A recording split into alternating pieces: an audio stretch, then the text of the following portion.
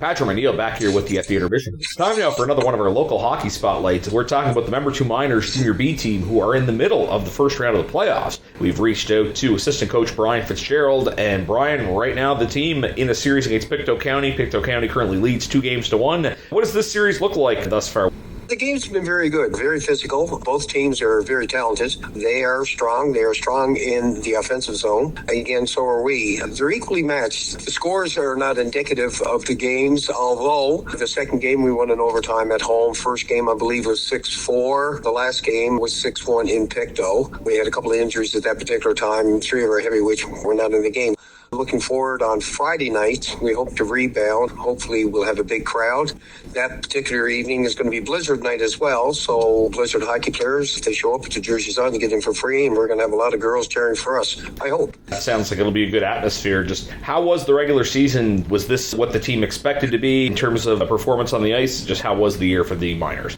It was up and down. We had some really good games. We come out of the gate pretty strong. We have a very good team in regards to offensive talent. With Pictou, we're equally matched, actually. Our games, the first game we won, I believe, don't quote me on this, but I believe we won in overtime. I believe it was 5-4. The rest of the games were close. 1-0 game comes to mind. A 3-2 game comes to mind. So in regards to Pictou, we've been doing pretty good. Andy Knish is a powerhouse. I believe they won the league the last couple of years. Port Hawkesbury, a very good team as well. We're equally, but I think the 5, maybe 6 times we played them, we had them by 4 or 5 games. They had us by 1. Of course, Scotia always give you a good game. We're pretty good there, but they will also give you a good game. They beat us a couple of times as well, and then it was kind of even as well. So that whole Sid Row division is quite even, other than Andy Knish. Andy Knish are pretty strong. Just talk a little bit about the coaching staff itself. I don't know, how long have you been involved? And I think there were some changes in the head coach position as well during the season. How did all that shake down?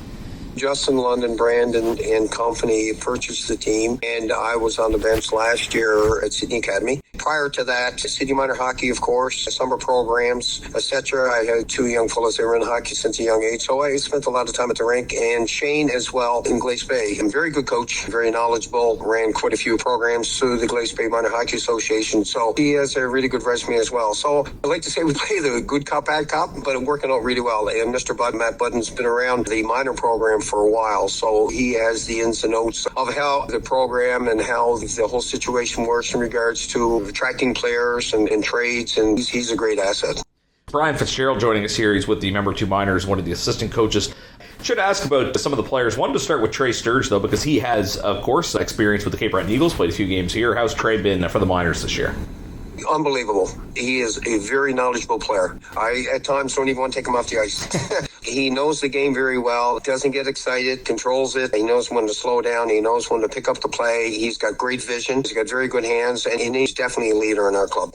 We always like to, when we have the coaches on, give you opportunity to shout out the outgoing players who are 21-year-olds in their swan song. I know Trey is one of them, but who's in the rest of the group? Drew Baldwin, who's our captain. Drew, he resides, I believe, in the Waterford. He's been on the program right from day one. Very talented man, great leader. We're going to really miss him. Jared Hicks, JT Hicks. JT Hicks is another phenomenal player. He's our assistant as well. Very good vision. And I like to give a shout out to Mitch McDonald. Mitch McDonald has 1 more year left, but due to university commitments on the mainland, he will not be with us. So I put Mitch McDonald in that category as well. Those 4 young men are very talented and very good leaders, and I'm great to be associated with them. Well, good to have that if you want to be competitive both off and on the ice. Talking to Brian Fitzgerald, assistant coach for the Membertou Miners in the Nova Scotia Junior B League. It's been interesting to watch the league's growth and development. I notice a lot of the games, I'm not sure if it's all the games, are streamed online. Is this something that happens for every game, and what kind of viewership do you get for these, do you know?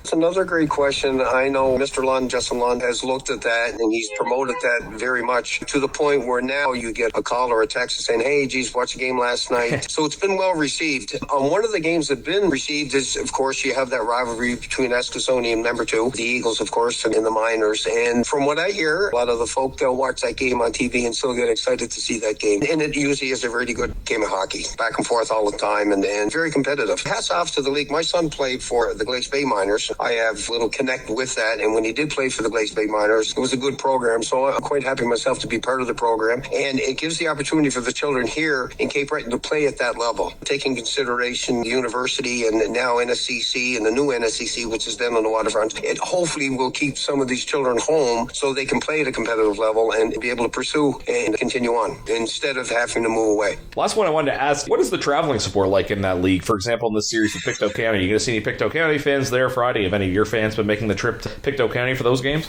Very surprised the last game. Don't quote me on the particular number, but I think the 50-50 was close to $400. So that give you an idea in a small arena in Trenton what you have. So the place was not capacity, but very good crowd. There was quite a contingency of our folk there, of our supporters there as well. So it was good to see they traveled. Again, Pictou's not that far away. We're 3.5 hours there. You're at the rink, and they treat us well. They were very supportive. It's nice to have that, especially when you go on a trip. And that would happen to be on a Sunday night. So our game time, puck drop was 6 o'clock on Sunday. It was nice to have that support. So hopefully we'll continue that. We hope so as well. Game 4 of the series goes Friday. We look to see if the Miners can tie things up. Thanks for telling us all about it, Brian. Best of luck the rest of the playoffs.